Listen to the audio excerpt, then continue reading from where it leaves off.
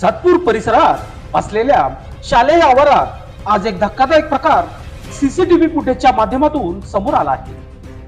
आज दिनांक 13 मार्च 2024 रोजी इयत्ता 10वीचा गणित भाग 1 चा पेपर सुटल्यावर एका शालेय विद्यार्थ्याला सातपूर त्र्यंबक रोडवरील मस्जिदी शेजारी काही अज्ञात इसमांनी शरीरावर कोयता रोखून विद्यार्थ्याला अपहरण करण्याचा प्रयत्न सीसीटीव्ही कॅमेऱ्यामध्ये कैद झाला आहे। हा सर्व प्रकार तेथे उपस्थित असलेल्या दक्ष नागरिकांच्या लक्षात येताच त्यांनी मध्यस्थी करत विद्यार्थ्यांची सुटका केल्याचे बोलले जात आहे। हा शालेय विद्यार्थी एका राजकीय पक्षाच्या पदाधिकाऱ्यांचा मुलगा असल्याची देखील चर्चा सुरू आहे। या प्रकरणानंतर सातपूर पोलिसात तक्रार दाखल करण्यात आली आहे। दरम्यान या घटनेने शालेय परिसरात भीतीचे वातावरण देखील दिसून येत आहे। बहुधा शालेय परिसरात